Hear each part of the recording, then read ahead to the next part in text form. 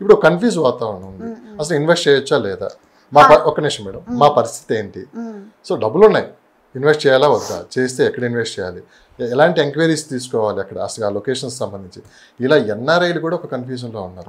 మీరు దాదాపు నాకు తెలిసి 6 years అనుకుంటా ఈ ఫీల్డ్లో, చాలా వరకు మీరు సిటీని ప్రతి మూల ఏం జరుగుతుందో మీకు తెలుసు. ఇప్పుడు వీళ్ళకి మీరు ఇచ్చే సలహా ఏంటి మేడం, ఈ టైం రైటా కాదా, కొంతకాలం వెయిట్ చేయమంటారా, లేదు ఇప్పుడు ఇన్వెస్ట్ చేయమంటారా, చేస్తే ఎక్కడ ఇన్వెస్ట్ చేయమంటారు, కొంచెం ఈ డౌట్స్ అన్ని క్లారిఫై చేయమని చెప్పి చాలా మంది అడుగుతున్నమాట. ప్రాబ్లం ఎక్కడుంది, ఈ ప్రాబ్లం నుంచి ఎలా బయటపడాలి, ఫ్యూచర్లో ప్రాబ్లం లేకుండా ఉండాలంటే మనం పెట్టే ప్రతి రూపాయి మళ్ళీ మనకి రిటర్న్ రావాలంటే సో మనం ఎలాంటి జాగ్రత్తలు. లక్ష్మణ్ గారు, మీ ప్యాటర్న్ ఆఫ్ వీడియోస్ చూసినా లేదా మనం కలిసి చేసిన ఇంటర్వ్యూస్ చూసినా మనం ల్యాండ్ యొక్క బేసిక్ ప్రిన్సిపల్స్ని ఎప్పుడూ మిస్ చేయలేదు. ఇక్కడ పోవద్దు, ఇక్కడ కొనద్దు, ఈ జోన్లోకి వెళ్ళొద్దు, కొనొద్దు అని మనం చెప్తూనే వచ్చాం.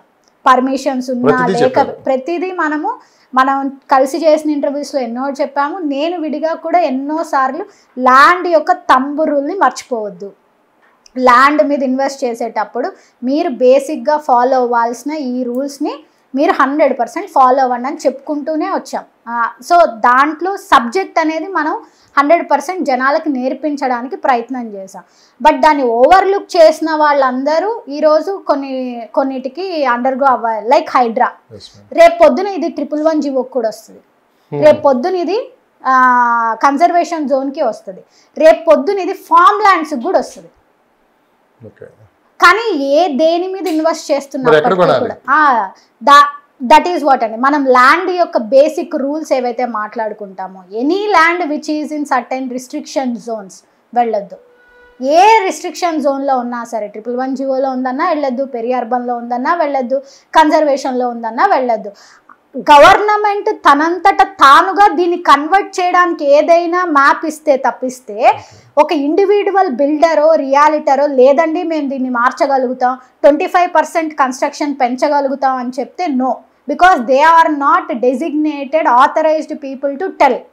సో గవర్నమెంట్ ఇట్ సెల్ఫ్ ఇప్పుడు 111 జీవో అప్లిఫ్ట్ చేస్తాం, ఎవరు చెప్పారు? అప్పుడు ప్రీవియస్ గవర్నమెంట్ చెప్పింది, వినొచ్చు. But how it is possible అనేది మళ్ళీ చర్చ అనమాట. సేమ్ వే ఏదైనా గవర్నమెంట్ త్రూ వచ్చే డెసిషన్స్ని బేస్ చేసుకునే మనం ఒక ప్రణాళికాబద్ధంగా ఫోకస్ చేసుకుంటూ వెళ్ళాలి. ఇన్వెస్ట్మెంట్స్ ఎక్కడ చేయాలి అంటే, ఇంతకుముందు మనకు కొన్ని హాట్స్పాట్స్ అనేవి ఉండేవండి. ఈ ప్రైజెస్లో ఈ ఏరియాస్లో ఇన్వెస్ట్మెంట్స్ చేయొచ్చు అని.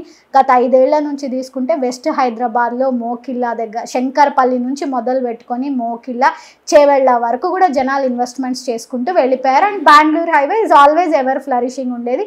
ఈస్ట్ అక్కడున్న వాళ్ళు ఇన్వెస్ట్మెంట్ చేసుకునే వాళ్ళు అనమాట. ఇప్పుడు పీపుల్ ఏం ఆలోచించాలి అంటే, మీ దగ్గర 50,000 40,000 పర్ స్క్వేర్ యార్డ్ పెట్టగలిగే కెపాసిటీ ఉంటే మొత్తం అయితే పెట్టద్దు, జస్ట్ అందులో సగం మాత్రమే పెట్టండి. హెచ్ఎండిఏ లిమిట్స్లో ఉండేదానికంటే కూడా డిటీసీపీ లిమిట్స్లో వాల్యూమ్ ఆఫ్ ల్యాండ్ని కొనడానికి ప్రయత్నం చేయండి. మీరు ల్యాండ్ కొనే టైంలో మాత్రం మళ్ళీ ఇవన్నీ చూసుకోండి. ఇప్పుడు లైక్ మనం విలేజ్ మ్యాప్స్లో ఎలా అయితే ఎఫ్టీఎల్ బఫర్ జోన్ ఇవన్నీ ఎలా చూసుకున్నాం, అలా చూసుకొని మోర్ ద స్క్వేర్ యార్డ్స్ తక్కువ బడ్జెట్ రేంజ్లో దూరం అంటే లెస్ దాన్ మళ్ళీ 100 kilometers, మళ్ళీ బియాండ్ 100 kilometers వెళ్ళకండి. అలా మీరు ఏ డైరెక్షన్లో అయినా సరే ఇన్వెస్ట్మెంట్ చేయడానికి అయితే డెఫినెట్గా స్టెప్ తీసుకోండి. దెర్ ఈజ్ నో డిప్రిసియేషన్ అయితే లేదు, అప్రిసియేషను లేదు, స్టేబుల్గా ఉంది మార్కెట్. సో ఈ టైంలో మీ దగ్గర ఉన్న మొత్తం క్యాపిటల్ని పెట్టే బదులు హాఫ్ ఆఫ్ ద క్యాపిటల్ పెట్టి ఇన్వెస్ట్మెంట్ అయితే చేయండి. ఇది నా డౌట్ మేడం. చాలా వరకు లాస్ట్ 1.5 years నుంచి జరిగింది మార్కెట్లో. రిచ్ పీపుల్ అంతా ఏంటంటే మీరు అన్నట్టు చేవేళ్ళ దాటి కూడా కొన్నారు, ఎకరాలు కొనేశారు. సో సామాన్యులకి ఇంకా అందుబాటులో ధరలో లేకుండా బాగా పెరిగిపోయాయి. ఈ రేట్లు ఈ విధంగా పెరగటం వల్లే మిడిల్ క్లాస్ వాళ్ళు ఇన్వెస్ట్ చేయడానికి ముందుకు రావట్లేదు. ఆ బడ్జెట్లో వాళ్ళు అనుకున్న బడ్జెట్లో ఆ లొకేషన్స్లో వాళ్ళకి ఆ ల్యాండ్స్ దొరకట్లేదు. అందుకే మార్కెట్ కాస్త స్లో డౌన్ అయిందని చెప్పి అనిపిస్తున్న మాట. ఇది పబ్లిక్ మాట, నా మాట.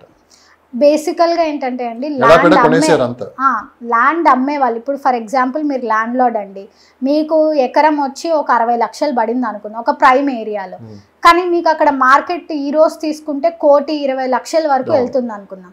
నేను ఒక లేఅవుట్ చేసే పర్సన్, నేను మిమ్మల్ని వచ్చి అడుగుతాను, అడిగి మీకు ఎంత పడింది, ఇది బేస్ ప్రైస్ ఎంతకుంది, మీకు 60 లక్షలే పడింది, కానీ ఈ రోజు అది ఎంత వాల్యూకి వెళ్తుంది, 1,20,00,000కి వెళ్తుంది అనుకుందాము. సో నేను వచ్చాను, నేను లేఅవుట్ చేస్తాను, మీకు 200 ఎకరాలు ఉందనుకున్నా, నేను వచ్చాను, I wanted to do a layout. నేను అడిగాను మిమ్మల్ని, సార్ మీకు 1,20,00,000 పడుతుంది కదా, మీకు ఆల్రెడీ ప్రాఫిట్లో ఉన్నారు కదా, ఎందుకంటే మీకు ల్యాండ్ పడింది 60 లక్షలు కదా, మీకు మంచి మార్జినే ఉంది కాబట్టి కొంచెం చూసుకొని నాకు తక్కువకి ఇవ్వండి సార్ అని అడిగాను అనుకోండి, మీరు ఇచ్చే పరిస్థితుల్లో ఉంటారా? డిపెండ్స్. అది ఒకవేళ మీరు గనక తక్కువ అంటే నాకు పర్వాలేదు 60 లక్షలు 1,20,00,000 మధ్యలో నాకు గ్యాప్ బాగానే ఉంది, నేను ఈ ల్యాండ్ని 90 కూడా ఇస్తాను అన్నారు అనుకోండి, నేను ఒక అఫోర్డబుల్ ప్రైస్లో ఆ ప్రాజెక్ట్ని లాంచ్ చేయడానికి కుదురుతుంది. కానీ మీరేం చేస్తారు, మీరు ఉన్న ప్రైస్ మీద ఇంకొంచెం వీడు లేఅవుట్ వేస్తున్నారు, వీళ్ళు ఇంకొంచెం డెవలప్మెంట్ చేయబోతున్నారని మీరు 1,20,00,000ని కాస్త 1,30,00,000 లేదా 1,25,00,000 కూడా చెప్తారు. కానీ ఆ ఏరియాలో నేను చేయాలి project, because that's a prime area and hotspot area. నేనేం చేస్తాను, నాకే ల్యాండ్ ఆ ప్రైస్కి రానప్పుడు నేను ఎందుకు అమ్ముతాను తక్కువ ప్రైస్కి? నాకు పడే కాస్టింగ్ కాదు కదా. Happening between the land lord and the purchaser 100% జరుగుతుంది కదా. నాకు రా ప్రోడక్ట్ మంచి ప్రైస్లో రాలేనప్పుడు, అఫోర్డబుల్గా రాలేనప్పుడు ప్లాట్ కూడా అఫోర్డబుల్గా దొరకదు. అందుకని చేవెళ్ళలో మనకు గజం 35,000 వెళ్ళిపోయింది per square yard. Residential R2 జోన్లో మనకి ఏ ప్రైస్కి వెళ్ళిపోయింది, 34,000 రూపీస్ పర్ స్క్వైర్ యార్డ్కి వెళ్ళిపోయింది. అక్కడ we have one of the very good reputed builder called Aparna, వాళ్ళది ప్రాజెక్ట్ ఉంది. పర్ స్క్వైర్ యార్డ్ తీసుకుంటే ఇట్స్ అబౌవ్ 30K 34K కూడా ఉందన్నమాట. సో నేను అనేది ఏంటి అంటే, ఎక్కడైతే రా ప్రోడక్ట్ అందుబాటు ధరలో దొరకదో అక్కడ మనకు పర్ స్క్వైర్ యార్డ్ ఒక రెగ్యులర్ ఇన్వెస్టర్కి ఆ ప్రైస్ దొరకదు. ఇవన్నీ ఎందుకు ఈ రకంగా ప్రైజెస్ పెరిగాయి అంటే, it's only the reason futuristic హైదరాబాద్ని బేస్ చేసుకొని ఈ లేఅవుట్లని డెవలప్ చేశారు. ఆ ఫ్యూచరిస్టిక్ హైదరాబాద్ వచ్చినప్పుడు గజం 35,000 ఉన్నది లక్షకి రీచ్ అవ్వడం అనేది గేమ్ ఆఫ్ 10 to 15 years అనమాట. అసలు పీపుల్ ఓఆర్ఆర్ దాటి బయటకు వెళ్ళడానికి ఇష్టపడుతున్నారా? అసలు యాక్చువల్గా పీపుల్ ఓఆర్ఆర్ బయటనే ఉన్నారు. మోస్ట్ ఆఫ్ ద పీపుల్ ఇంతకుముందు తీసుకుంటే మనకి ఇంతకుముందు హైదరాబాద్లో జూబ్లీ హిల్స్, బంజారా హిల్స్ ఎట్లా అడవుల్లాగా ఉండేవి అనమాట, అక్కడక్కడ ఇల్లులు ఉండేవి.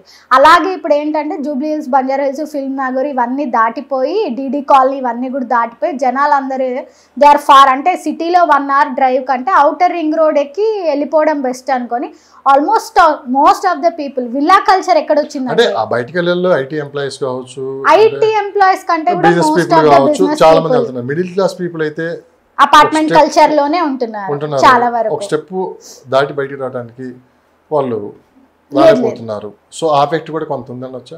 లేదు, అలా ఏం లేదండి. అలా ఉన్న వాళ్ళకి ఫామ్ హౌస్లు, ట్రక్ హౌస్లు ఏవేవో 5 గుంటాస్లో అయినా సరే కొనుక్కొని సెకండరీ హోమ్ అయితే ప్రతి ఒక్కరు బిల్డ్ చేసుకుంటున్నారు, 100% బిల్డ్ చేసుకుంటున్నారు. కోవిడ్ తర్వాతే కదా అపార్ట్మెంట్లో ఉండే వాళ్ళు విల్లాకి మూవ్ అయ్యారు, విల్లాలో ఉండే వాళ్ళు పెద్ద ఫామ్ హౌస్కి మూవ్ అయ్యారు. కోవిడ్ అనేది లైఫ్ స్టైల్లో ఒక రకమైన మార్పునైతే తీసుకొచ్చింది. కోవిడ్ టైంలోనే అది పెద్ద మార్కెట్ ఇక్కడ సృష్టించబడిందంట. అవునండి, 100%. ఎందుకంటే కోవిడ్ టైంలో స్టాండ్ అలోన్ అపార్ట్మెంట్లో ఉన్న వాళ్ళు కిందకి రాలేక, వాకింగ్ చేయలేక, ఒక రకమైన మెంటల్ అంటే ఫ్రెష్నెస్ లేకుండా ఉండేది. వేరాజ్ గేటెడ్ కమ్యూనిటీలో ఉండే వాళ్ళకు కూడా ఓపెన్ స్పేస్ యూటిలైజేషన్ తగ్గిపోయింది. అట్లా కోవిడ్ అనేది ఏంటంటే ఒక కంఫర్టబుల్ లివింగ్ మనకు ఎంత కావాలి అనే దాంతోనే ఫామ్ హౌస్ కల్చర్స్ వచ్చాయి. ఆ టైంలో కోవిడ్ టైంలో ఏంటంటే 3 BHKలో ఉండేవాళ్ళు పెద్ద విల్లాకి మూవ్ అయ్యారు, విల్లాలలో ఉండేవాళ్ళు మాకు 1 ఎకరంలో ఒక ఫామ్ హౌస్ కావాలి అనుకున్నారు. అట్లా Covid has changed the life style of a person. So బేసిక్గా రియల్ ఎస్టేట్ అనగానే NRI ఫండ్స్ ఎక్కువ ఉంటాయి, NRI ఇన్వెస్ట్మెంట్స్ ఎక్కువ ఉంటాయి. అక్కడ ఎలక్షన్ జరుగుతుంది ప్రజెంట్. సో ఆ ఎఫెక్ట్ వల్ల కొంత NRIలు ఇన్వెస్ట్ చేయడానికి ముందుకు రావట్లేదా, లేదా అమరావతి కూడా అనౌన్స్ చేశారు కదా రేపు, అటువైపు కూడా చూస్తున్నారా? దాని ఎఫెక్ట్ ఎంతవరకు ఉందంటే 100% మనకు అక్కడ గవర్నమెంట్ ఫామ్ అయినప్పుడే డైవర్సిఫై అయిపోయింది ఇన్వెస్ట్మెంట్ మార్కెట్ అనేది. People are looking over there. ఆంధ్రప్రదేశ్లో కూడా ఇన్వెస్ట్మెంట్స్ చేయడానికి పీపుల్ చూస్తున్నారు. కానీ ఒక స్మార్ట్ ఇన్వెస్టర్ హయ్యర్ ద ప్రైస్లో వెళ్ళడండి. ఎప్పుడైతే 3,000కు దొరుకుతుందో, నాకు 9,000కు వచ్చే ప్రోడక్ట్ నాకు 6,000కో 3,000కో దొరుకుతుంది అంటేనే దాన్ని స్మార్ట్ గేమ్ అంటారు. 9,000కు వచ్చే ప్రోడక్ట్ని నేను 10,000 పెట్టి కొంటాను అనే దాన్ని స్మార్ట్ ఇన్వెస్ట్మెంట్ అన్నారు అనమాట. సో అక్కడ కూడా మనం ప్రీవియస్ ఇంటర్వ్యూస్లో మాట్లాడుకున్నట్లయితే మీరు కోర్ క్యాపిటల్లో ఇన్వెస్ట్మెంట్ చేయడానికి సిద్ధపడితే మాత్రం ఇంకా అది వదిలేసేయండి ఆ ఇన్వెస్ట్మెంట్. అంటే మీరు ఆ ప్రైస్ రేంజ్లో 45,000 రూపీస్ పర్ స్క్వేర్ యార్డ్లో పెట్టి ఇంకా ఫర్ ఎవర్ వదిలేస్తాను అంటేనే ఇన్వెస్ట్మెంట్ చేయండి. That's an emotional decision, that is not called as an investment కాదు. వేరాజ్ మీరు కోర్ క్యాపిటల్ దాటిన తర్వాత క్యాపిటల్ రీజియన్లో అయితే ఇన్వెస్ట్మెంట్ చేయమనే చెప్పాం మనం. సో ఖచ్చితంగా బయట కంట్రీస్ నుంచి చూసే వాళ్ళకి రెండు కనపడతాయి, హైదరాబాదు కనిపిస్తుంది, ఆంధ్రప్రదేశ్ కనిపిస్తుంది. బట్ ఒక స్మార్ట్ ఇన్వెస్టర్ ఎక్కడ పెడితే రిటర్న్స్ తొందరగా వస్తాయి, ఈ ప్రైజ్కి నాకు ఎంత నాకు పెట్టిన క్యాపిటల్ నాకు ఎంత మల్టిప్లై అవుతుందని చూసుకొని హైదరాబాద్ కావాలా ఆంధ్ర కావాలా డెసిషన్ తీసుకుంటారు.